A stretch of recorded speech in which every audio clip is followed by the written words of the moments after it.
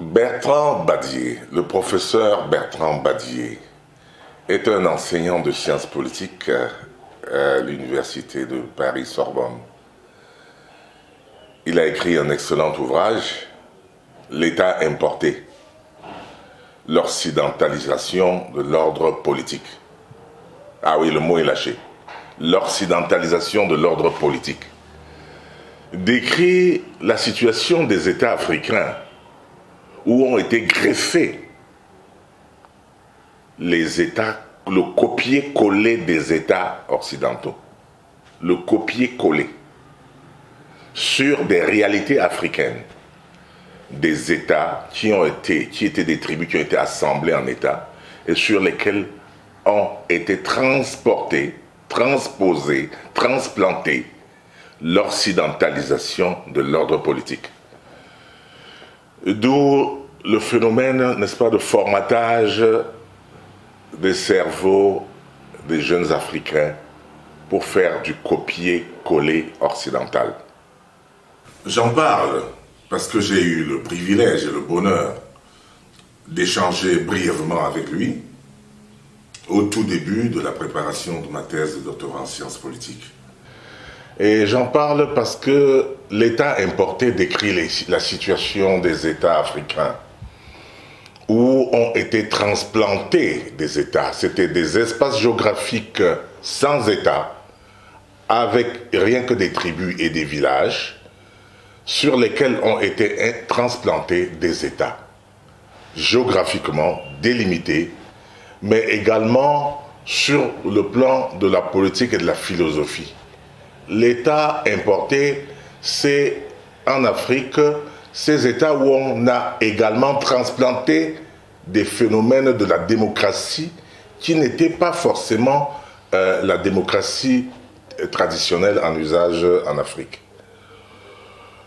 J'en parle parce que l'État importé, effectivement, les États importés d'Afrique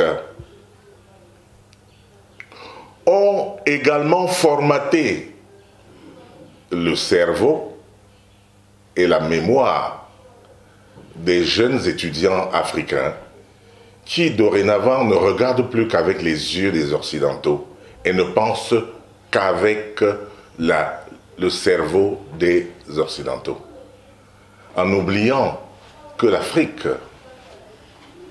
ancestrale avait une gouvernance des plus éprouvées depuis les temps immémoriaux. Nous allons aborder dans ce chapitre les efforts du gouvernement camerounais, de l'État camerounais, dans la construction des routes. Dans une précédente publication sur ma page Facebook, je vous avais invité à faire une comparaison entre les routes de la France, les routes construites par la France en 350 ans, et les routes construites par le Cameroun en seulement 60 ans. Nous avions vu dans cette publication sur Facebook que les efforts du Cameroun étaient considérables. Le nombre de kilomètres de routes que le gouvernement camerounais et l'État camerounais avaient créés était considérable. Nous étions à plus de 90 000 kilomètres de routes créées et à pratiquement 12 000 kilomètres bitumés. Et dans cet exercice, nous faisions valoir que ces routes construites sont le fait de l'État du Cameroun, un État débonnaire, un État qui débourse. Tandis qu'en Europe, et en France précisément, on voyait les autoroutes qui étaient le fruit d'un partenariat public-privé ou carrément des routes privées, c'est-à-dire financées par le privé. Au Cameroun, toutes nos routes sont financées par l'État du Cameroun. Et ça, ce n'est pas suffisamment valorisé. Et c'est là où je suis surpris parfois par le gouvernement du président Paul Biya. Il fait énormément de choses et les gens n'apprécient pas. Et on l'insulte. Et il ne répond pas. Et il ne dit pas voilà ce que je fais. Voilà ce qu'on fait. Il se tait. Les gens se taisent. Ce n'est pas normal. C'est ingrat de notre part d'accuser quelqu'un qui fait autant pour son pays et de ne jamais voir les avancées. Et c'est donc pourquoi j'ai voulu vous montrer sur ces questions de route, puisqu'il y a une certaine partie de notre population qui s'est érigé, n'est-ce pas, dans l'industrie du dénigrement, qui se complaît dans l'industrie du dénigrement et qui ne montre que les trous sur la chaussée. J'ai voulu vous montrer aujourd'hui les grandes réalisations sur le plan des infrastructures routières du président Paul Biya. J'espère que vous apprécierez et que beaucoup cesseront de manière tactique pour la conquête du pouvoir, pour la conquête de l'électorat, à l'insulter et à mentir sur la réalité qui est palpable, qui existe et qu'on peut voir. Regardez cette vidéo.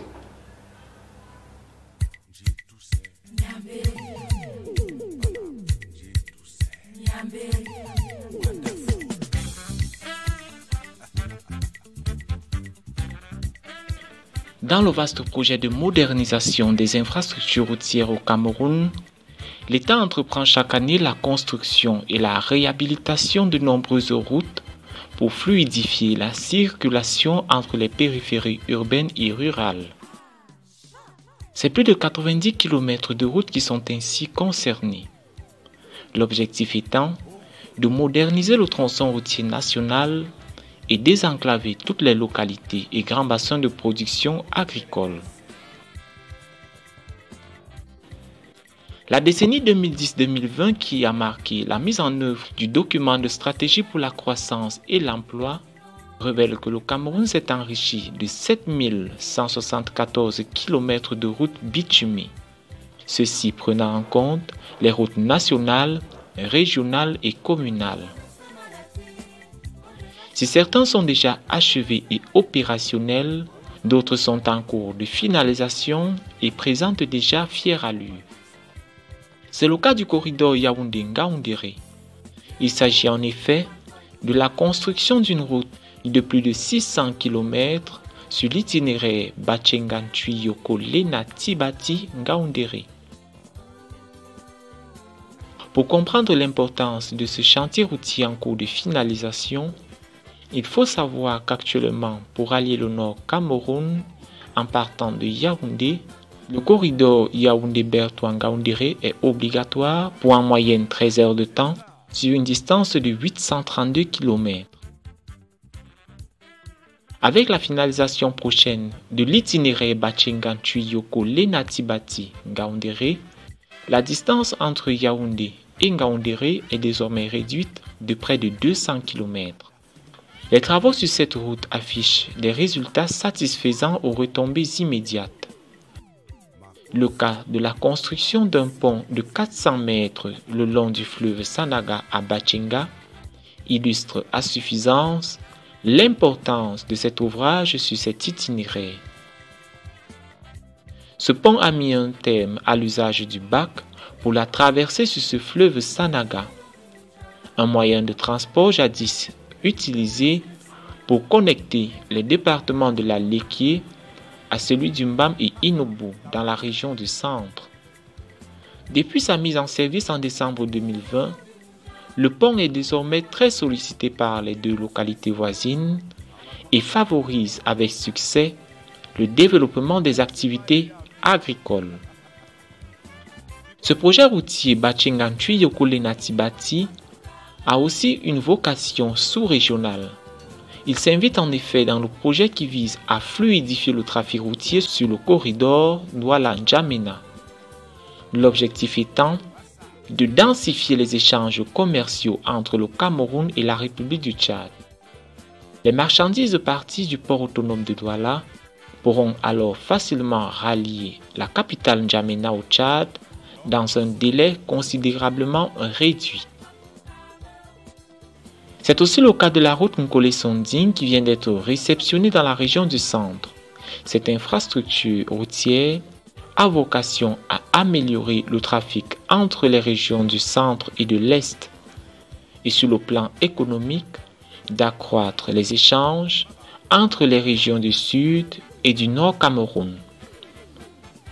Dans la région de l'extrême nord, la route Maroua-Mora-Dabanga-Kousseri constitue également l'un des chantiers majeurs du programme de modernisation du tronçon routier au Cameroun. Son exécution, qui a été mise en difficulté par les incursions terroristes de la secte Boko Haram dans cette région, n'a en rien entamé la détermination du gouvernement à réaliser ce projet. Actuellement exécutée par le génie militaire, cette route à vocation nationale et sous-régionale sera bientôt ouverte à la circulation au grand bonheur des populations et au bénéfice du renforcement de la coopération bilatérale entre le Cameroun et le Tchad. Dans la région de l'Ouest, la reconstruction de la route Yaoundé-Bafoussam-Babadjou est en cours pour permettre à ces deux régions de répondre avec efficacité à la faveur de la Coupe d'Afrique des Nations qu'organise notre pays l'année prochaine. Ce projet routier intègre aussi la construction d'un grand échangeur au carrefour Obala qui fait partie du lot 1 de 63,75 km reliant Yaoundé à Ebebda, puis Ebebda-Kalon dans le département du Mbam et Inoubou.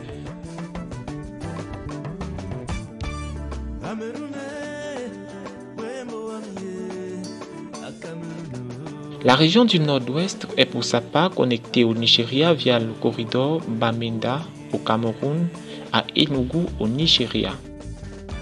C'est la route Bamenda-Ekok longue de près de 203 km qui a été réalisée.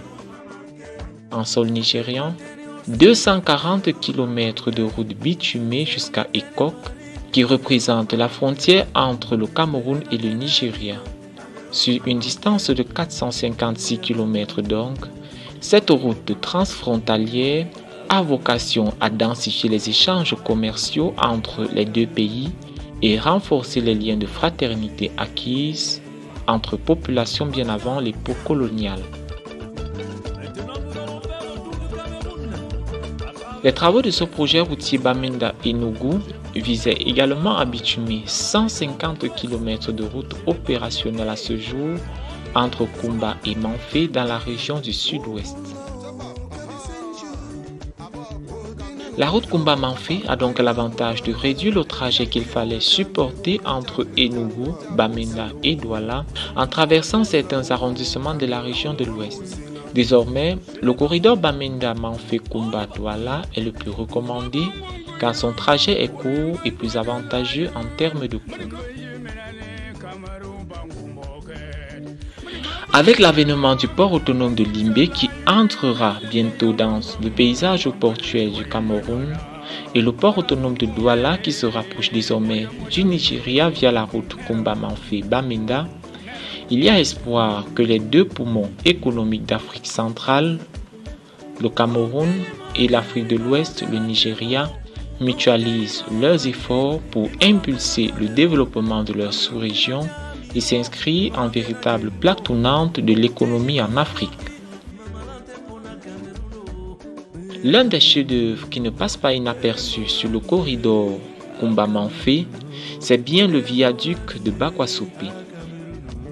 Cette infrastructure construite en 1989 et réfectionnée en 2017, ce viaduc, en plus de constituer un moyen de connexion entre deux localités et même deux pays, a tout l'air d'un site touristique. Il sait mettre en extase les voyageurs satisfaits par le paysage verdoyant qui offre des révérences aux gigantesques et majestueux ouvrages d'art. Caché dans cette forêt du sud-ouest, il constitue avec bien d'autres édifices les merveilles ignorées du beau paysage naturel du Cameroun. Dans le cadre d'une coopération bilatérale et sous-régionale renforcée entre Brazzaville et Yaoundé, le corridor Saint-Mélima-Ouesso est en cours de réalisation dans la région du Sud. À terme, il sera désormais possible de rallier les deux capitales, Yaoundé et Brazzaville, sur une route entièrement bitumée longue de près de 700 km. Il faut noter que le Cameroun entretient à ce jour une coopération renforcée sur le plan éducatif avec la construction de l'Université Inter-État Cameroun-Congo à Saint-Mélima au Cameroun et à Ouesso au Congo. C'est un pôle d'excellence technologique et scientifique qui offre des formations de haut niveau dans les filières agriculture, TIC, agroforesterie, environnement, sciences et techniques. La région de l'extrême nord a accueilli en février 2020 un immense projet qui vise à renforcer la coopération bilatérale entre le Cameroun et le Tchad. Il s'agit en effet de la pose de la première pierre sur le fleuve Logone, frontière naturelle entre le Tchad et le Cameroun. D'une longueur de 620 mètres, le pont permettra aussi de rapprocher le Tchad des ports autonomes de Douala et de Kribi, lui facilitant ainsi un accès plus rapide au marché international. Le Tchad disposera alors de 3 voies d'accès sur son territoire à partir du Cameroun, notamment le corridor Ngaoundéré-Touboro-Moundou, le pont très sollicité sur le fleuve Ngéli qui relie la ville de Kousséri au Cameroun à N'Djamena au Tchad, et le pont sur le fleuve Logone qui partira de la ville de Yagoua au Cameroun à Bongor au Tchad.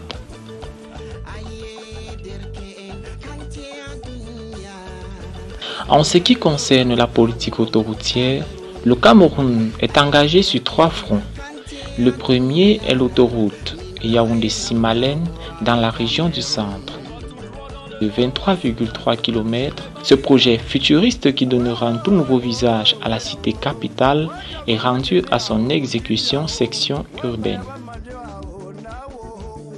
La section Ras-Campagne, presque achevée, a été provisoirement inaugurée à la faveur du championnat d'Afrique des Nations tenu au Cameroun entre janvier et février de cette année 2021. La section urbaine de cette autoroute est désormais en cours et va considérablement métamorphoser le paysage de certaines périphéries et hauts lieux de rassemblement de la ville de Yaoundé. C'est aussi le cas de l'autoroute Yaoundé-Douala, longue de 256 km. Quoiqu'ayant accusé des retards dans son exécution, la première phase des travaux affiche 40% avec 60 km déjà bitumés. Elle vise à terme à faciliter la connexion des pôles portuaires entre Kribi, Limbé, Douala et par extension de créer une liaison avec la cité capitale Yaoundé.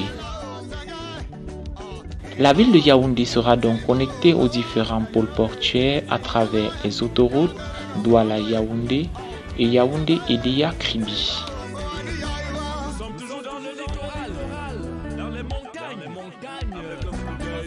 En ce qui concerne l'autoroute Edéa-Kribi-Lolabé, 38,5 km d'autoroute sont déjà mises en circulation entre Kribi et Lolabé dans le cadre de la première phase du projet. Cette autoroute stratégique et à fort potentiel économique a vocation à desservir le port autonome de Kribi. La deuxième phase du projet, longue de 92 km, va relier Edéa à Kribi. Dans ce vaste chantier de modernisation des infrastructures de transport au Cameroun, aucun moyen n'est de trop pour préparer l'émergence qui se profile à l'horizon 2035.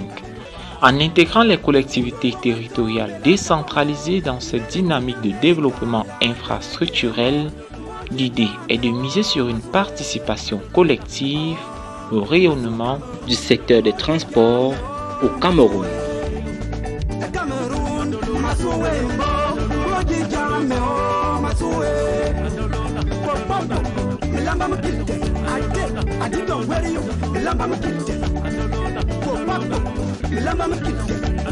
Lamba